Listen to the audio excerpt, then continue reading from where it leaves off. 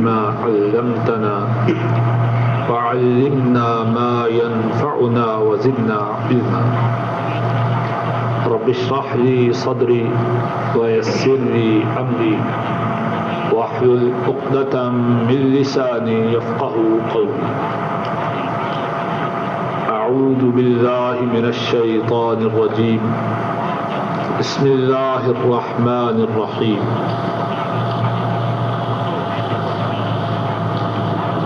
قل من كان عدوا لجبريل فإنه نزله على قلبك بإذن الله مصدقا لما بين يديه وهدى وبشرى للمؤمنين قل آپ کہہ دیجئے قال اس نے کہا یقول وہ کہتا ہے قل صیغہ امر آپ کہہ دیجئے من کان عدوا لجبریل جو شخص دشمن ہو جبریل کا فإنه نزله پس بے شک جبریل نے اتارا ہے اس کو کس کو قرآن کریم کو علی قلبک تیرے دل پر بإذن اللہ اللہ کے حکم سے مصدقا لما بین یدی اور وہ تصدیق کرنے والا ہے اس کے لیے جو اس سے آگے ہے جو اس سے پہلے ہے وہدا اور سراپائے ہدایت ہے وبشرا اور بشارت ہے للمؤمنین ایمانداروں کے لیے من كان عدوا لله وملائكته ورسله وجبريل وميكال فإن الله عدو للكافرين جو شخص ہو دشمن اللہ کا اللہ کے فرشتوں کا اللہ کے رسولوں کا اور جبریل کا اور میکال کا بس بے شک اللہ دشمن ہے کافروں کے قل آپ فرما دیجئے من کان عدوا لجبریل جو ہو دشمن جبریل کا بس بے شک جبریل نے اتارا اس کو یعنی قرآن کریم کو آپ کے دل پر اللہ کے حکم کے ساتھ اور وہ قرآن کریم تصدیق کرنے والا ہے اس کی جو اس سے پہلے ہے وہدا اور سراپائے ہدایت ہے وبشرا اور بشارت ہے للمؤمنین ایمانداروں کے لیے من کان عدوا للہ وملائکتہ ورسلہ وجبریل ومیکال جو کوئی ہو دشمن اللہ کا اللہ کے فرشتوں کا اللہ کے رسولوں کا اور جبریل کا اور میکال کا فإن اللہ عدو للکافرین پس بے شک اللہ دشمن ہیں کافروں کے عدو اس سے مراد ہے دشمن اعداء اس کی جمع ہے اور اسی سے ہے عداوت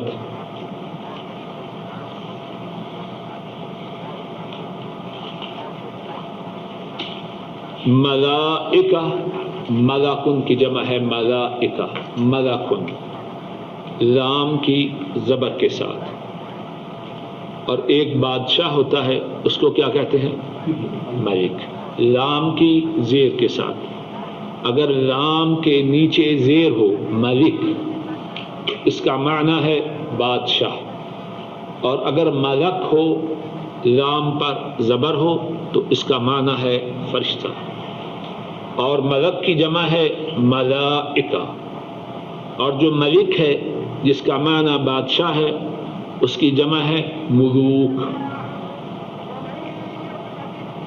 وَرُسُلِهِ، رسول اس کی جمع ہے رسل، پیغمبر۔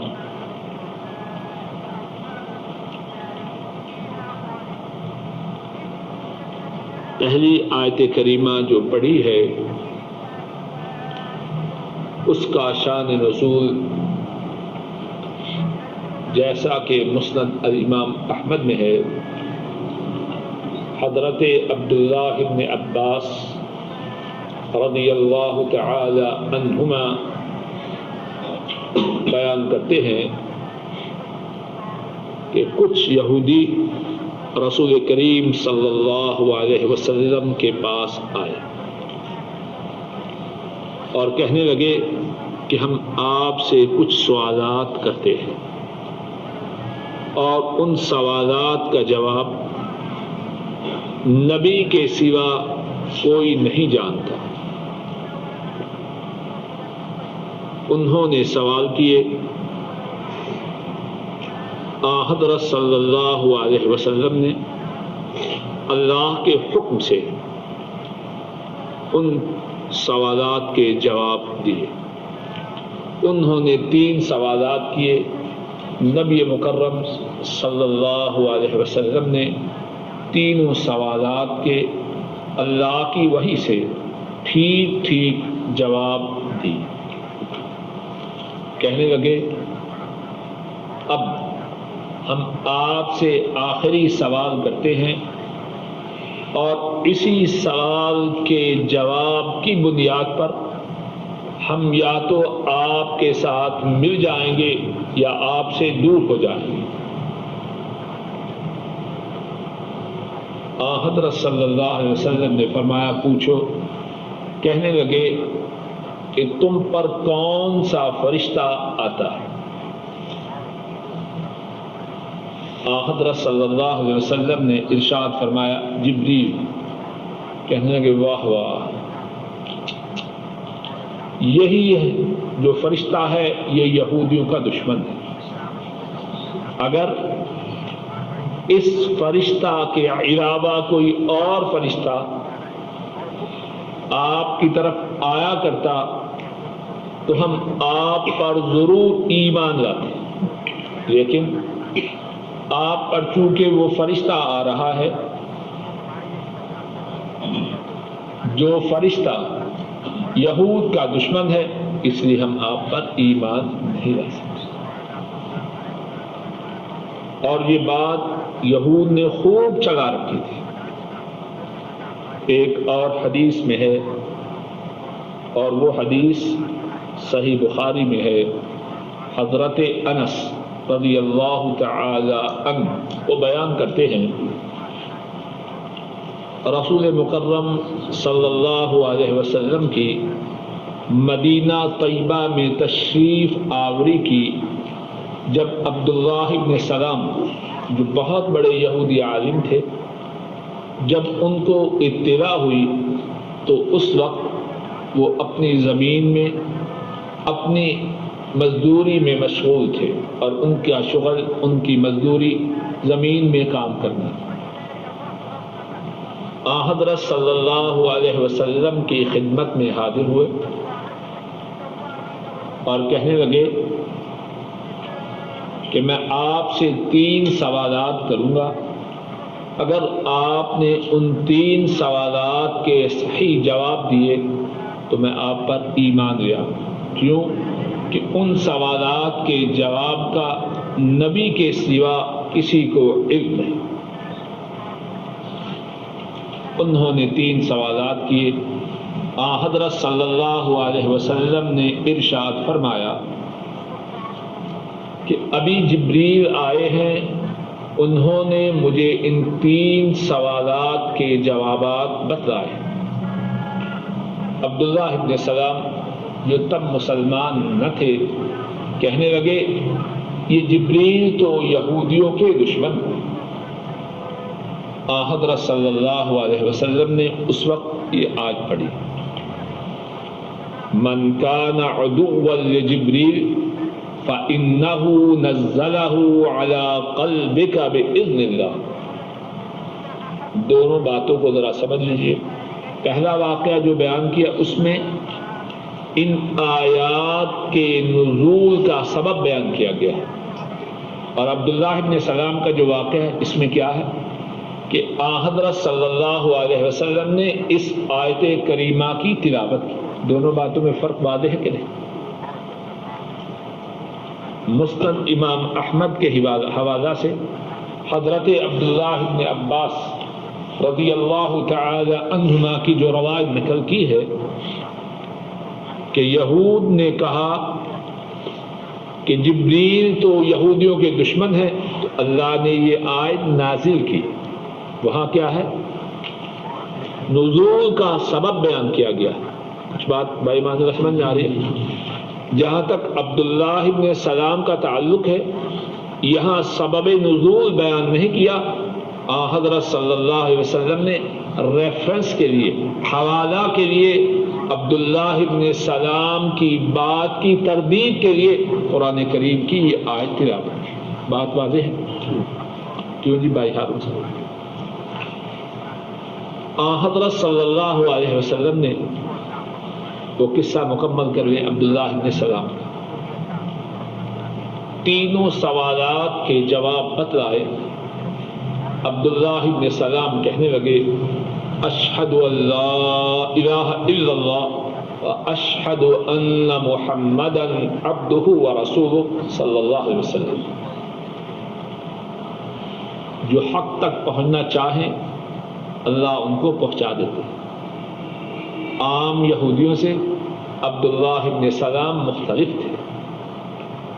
انہوں نے سوال پوچھے حق کو جانچنے، پرکھنے، پہچاننے اور اس تک پہنچنے کے لیے۔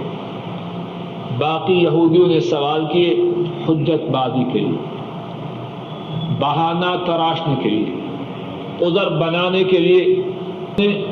سوالات کے جواب پانے کے باوجود آپ کی نبوت کا اقرار نہ کیا۔ عبداللہ ابن سلام جب سوالات کے جواب پائے تو کہنے لگے اشہد ان لا الہ الا اللہ واشہد ان محمدا عبدہ ورسولہ صلی اللہ علیہ وسلم۔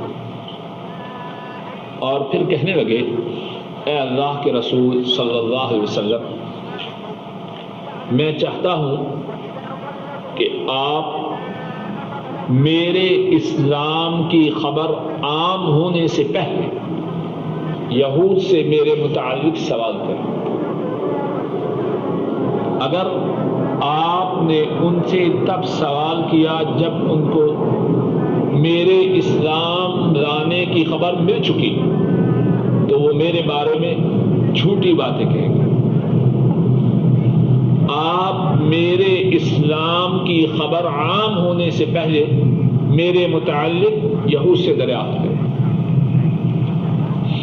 آپ نے عبداللہ ابن سلام کو پردہ میں رکھ کے، چھپا کے یہودیوں سے سوال کیا کہ بتلاؤ عبداللہ ابن سلام کے متعلق تمہاری رائے کیا ہے؟ کہنے لگے خیرنا وابن خیرنا، سیدنا وابن سیدنا۔ عبداللہ ابن سلام وہ ہم میں سے سب سے بہترین ہے اور ان کا باپ بھی ہم میں سے سب سے بہترین تھا۔ عبداللہ ابن سلام ہمارے سید ہیں، ہمارے آقا ہیں، ہمارے سردار ہیں، اور ان کا باپ بھی ہمارا سید و سردار تھا۔ آپ نے فرمایا بتلاؤ تو صحیح، اگر عبداللہ ابن سلام مسلمان ہو جائیں تو تمہاری ان کے متعلق کیا رائے؟ کہنے لگے اعاذنا اللہ اعاذہ اللہ من ذلک، اللہ عبداللہ ابن سلام کو اس بات سے اپنی پناہ میں رکھے کہ وہ مسلمان ہو جائیں۔ عبداللہ ابن سلام اسی وقت نمودار ہوئے اور اپنے اسلام کا اعلان کیا. اسی مجلس میں، اسی وقت، اسی مقام پر وہی یہودی جو کہہ رہے تھے کہ عبداللہ ابن سلام خیرنا وابن خیرنا سیدنا وابن سیدنا، وہی کہنے لگے ہوا شرنا وابن شرنا. یہ جو عبداللہ ابن سلام ہے یہ ہم میں سے سب سے بدترین ہے، اور یہی بدترین نہیں، اس کا باپ بھی سب سے بدترین تھا. تو خیر، اس آیت کا جو پس منظر ہے اور جو مفہوم ہے ان دونوں قصوں سے واضح ہوتا ہے. اب اللہ مالک الملک نے ان کی اس غلط بات کو، ان کے اس غلط عقیدہ کو نقل فرمایا ہے اور اس غلط عقیدہ کی حقیقت اس کو بھی بے نقاب کیا ہے. فرمایا قل من كان عدوا لجبريل فإنه نزله على قلبك بإذن الله. جو جبریل سے دشمنی رکھے، جبریل کا دشمن بنے، اسے سوچنا تو چاہیے کہ جبریل محمد صلی اللہ علیہ وسلم پر جو قرآن کریم لے کے آئے ہیں کیا اپنی مرضی سے لائے ہیں؟ فَإِنَّهُ نَزَّلَهُ عَلَى قَلْبِكَ بِإِذْنِ اللَّهِ. اپنی مرضی سے نہیں لائے، ان کے حکم سے لائے ہیں جو تمام کائنات کے مالک ہیں.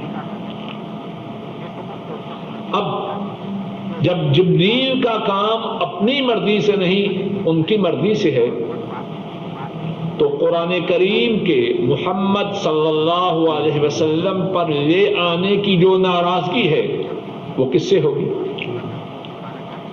یہ جبریل سے ناراضگی نہیں، یہ جبریل سے دشمنی نہیں، یہ تو اللہ سے دشمنی. اور دوسری بات، مصدقا لما بین یدی، وہ لے کے کیا آئے ہیں؟ پہلی بات کس کے حکم سے لائے ہیں، دوسری بات لے کے کیا آئے ہیں؟ مصدقا لما بین یدی، وہ کتاب لے کے آئے ہیں جو اس کتاب سے پہلے ہے، اس کی وہ تصدیق کرتی ہے. چاہیے تو یہ تھا کہ یہود جبریل علیہ السلام پہ راضی ہوتے، ان سے خوش ہوتے کہ وہ کتاب لائے ہیں جو اس کتاب کی تصدیق کرتی ہے جس کتاب کے متعلق یہودیوں کا دعویٰ یہ ہے کہ وہ ہماری کتاب ہے. کتنا مضبوط انداز ہے یہودیوں کی حقیقت کو بے نقاب کرنے کا. اگر کوئی میری ہی تائید کرے بات سمجھنے کے لیے تو میں اس پہ راضی ہوں گا یا ناراض ہوں گا. جبریل وہ قرآن کریم لائے ہیں جو تورات کی، جس کے متعلق یہود کا دعویٰ یہ ہے کہ یہ ہماری کتاب ہے. اس تورات کی قرآن کریم تصدیق کرتا ہے تو انہیں تو راضی ہونا چاہیے. اور تیسری بات یہ ہے کہ اس کتاب، یہ کتاب ہے کیا؟ ہدی و بشریٰ للمؤمنین، اور لیکن وہ کتاب آیا ہے جو سراپا ہدایت ہے، جس میں انسانیت کی رہبری اور رہنمائی کا سامان ہے. وبشریٰ للمؤمنین، اور جس میں اہل ایمان کے لیے نوید مسرت ہے، ان کے لیے خوشخبری ہے، ان کے لیے بشارت ہے. تو جو کوئی وہ چیز لے کے آئے جو رہنما بنے، رہنمائی کرے ضلالت و گمراہی میں، رہنمائی اور رہبری اور رہنمائی کرے، اور جس میں نوید مسرت ہو، جس میں بشارت ہو اس کے آنے والے پر، جن کی طرف وہ چیز آئے آنے والے پہ وہ راضی ہوتے ہیں، اس کو انعام دیتے ہیں یا اس پر ناراض ہوتے ہیں۔ بات سمجھنے کے لیے بعض معاشروں میں یہ رواج ہے کہ اگر کوئی اپنے عزیز یا قریبی کی اچھی خبر لائے تو اسے انعام دیتے ہیں، پتہ نہیں آپ کے ہندوستان میں ہے کہ نہیں۔ اگر کوئی بچہ کی پیدائش کی خبر لے کے آئے تو وہ مٹھائی وغیرہ جو لے کے آئے اس کے بعد اس کو انعام دیتے ہیں۔ آپ کے ہاں ہے ہندوستان میں رواج؟ اللہ کی بات کے لیے کوئی مثال نہیں، صرف بات سمجھنے کے لیے۔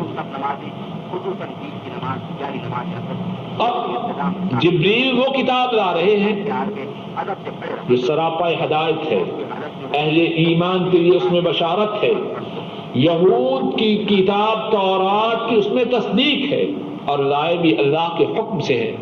اب جبریل سے دشمنی کا سبب کیا باقی رہ سکتا ہے؟ بات واضح ہے۔ اور پھر اس کے بعد فرمایا من کان عدوا للہ وملائکتہ ورسلہ وجبریل ومیکال فإن اللہ عدو للکافرین۔ اب ذرا غور کیجئے، بات تو یہ ہو رہی تھی نا کہ یہود کا دعویٰ ہے کہ جبریل ہمارے دشمن ہیں یا ہماری جبریل سے دشمنی ہے۔ بات کے انداز کو اللہ نے یکسر بدل دیا۔ جو کوئی اللہ کا دشمن ہو، کیا مقصد؟ واللہ اعلم بالصواب، جبریل کی دشمنی جبریل کی دشمنی نہیں بلکہ وہ اللہ کی دشمنی۔ کیوں؟ کہ جبریل جو وحی کو لے کے آئے ہیں اپنی مرضی سے تو نہیں، اللہ کے حکم سے لائے ہیں۔ تو جبریل کے اس عمل کی وجہ سے جو دشمنی ہے، کس سے دشمنی ہے؟ جس نے اس کو یہ عمل کرنے کا حکم دیا۔ کچھ بات واضح ہے کہ نہیں؟ سوال پیدا ہوتا ہے، بات تو تھی جبریل کی دشمنی کی، تو اللہ کی دشمنی کو کیوں ذکر کیا؟ من کان عدوا للہ، جو اللہ کا دشمن ہے، وملائکتہ، اور فرشتوں کا دشمن ہے کیونکہ فرشتے اللہ کے حکم سے لے کے آئے، ورسلہ، اور وہ چیز رسولوں پہ لے کے آئے، وجبریل ومیکال، تم تو جبریل کو اپنا دشمن بناتے ہو۔ سنو، فرشتوں میں جبریل و میکال کا خاص مقام ہے۔ جب فرشتوں کا لفظ بولا جائے، ملائکہ کا لفظ بولا جائے، اس میں جبریل و میکال داخل ہیں کہ نہیں؟ تم جبریل و میکال کے مقام کو سمجھے ہی نہیں۔ ان کا مقام تو یہ ہے کہ فرشتوں کا ذکر ہو جائے اور وہ اس میں داخل ہیں، پھر دوبارہ ان کا ذکر کیا جائے۔ حافظوا علی الصلوات والصلاۃ الوسطی، نمازوں کی حفاظت کرو اور درمیانی نماز کی۔ درمیانی نمازوں میں شامل ہے کہ نہیں؟ کیوں جمان اللہ صاحب؟ لیکن پھر کیوں ذکر کیا؟ درمیانی نماز کی حیثیت، اہمیت اور مکان اور اس کی قدر و منزلت کو واضح کرنے کے لیے۔ کہتے ہیں سب ساتھی سبق میں حاضر ہوئے، امان اللہ صاحب بھی آئے۔ امان اللہ صاحب ساتھیوں میں شامل نہیں؟ شامل ہیں، لیکن پھر ذکر کیا ان کی حیثیت و اہمیت کو بیان کرنے کے لیے۔ سب ساتھی سبق میں آئے، قاری صاحب بھی تشریف لائے اگرچہ پچھلے سبق میں غائب تھے۔ کیوں ذکر کیا؟ کسی کی اہمیت، حیثیت قدر و منزلت کو بیان کرنے کے لیے.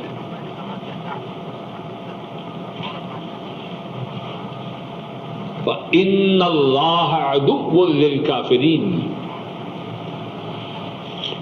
جبریل سے دشمنی کرنے والا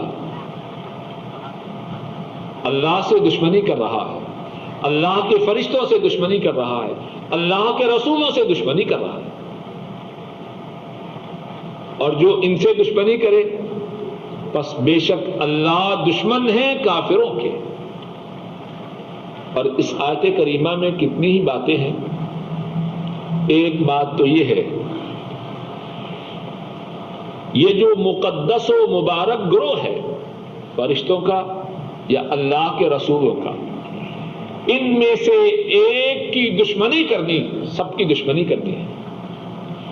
یہ نہیں کوئی کہے کہ میری جبریل سے دشمنی ہے اور میکال سے دوستی ہے، ایسے نہیں.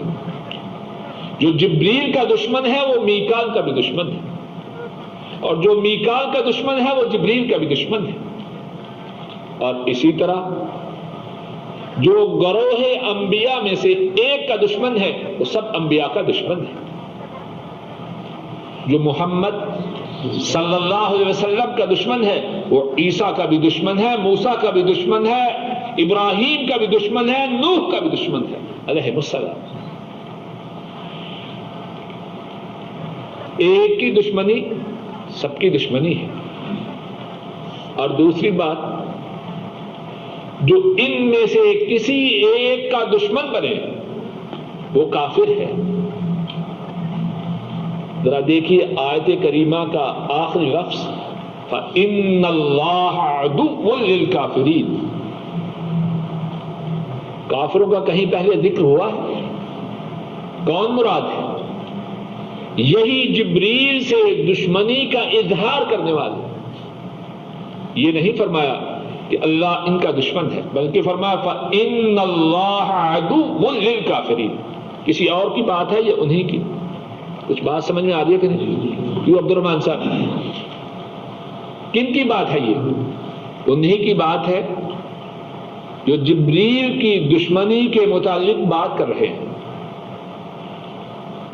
کیا معلوم ہوا کہ جبریل سے دشمنی رکھنے والا وہ نور ایمان سے، نور اسلام سے محروم ہے، وہ کافر ہے.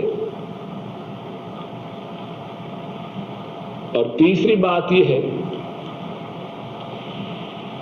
کہ ان سے دشمنی رکھنے والا اللہ اس سے دشمنی رکھتے ہیں.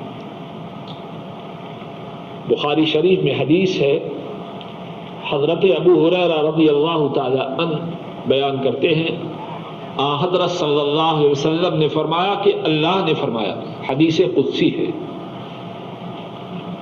من عادى لي وليا فقد آذنته بالحرب. جس نے میرے کسی دوست سے دشمنی کی میں نے اس کے خلاف اعلان جنگ کیا. کون کہہ رہا ہے؟ اللہ تعالی. من عادى لي وليا فقد آذنته بالحرب. جس نے میرے کسی دوست سے دشمنی کی میں نے اس کے خلاف اعلان جنگ کیا. اسی لیے کہتے ہیں کسی نیک آدمی سے اللہ والے سے دشمنی نہ رکھنی چاہیے. اللہ والے سے دشمنی رکھنا اس سے دشمنی نہیں بلکہ اللہ کے خلاف اعلان جنگ کرنا.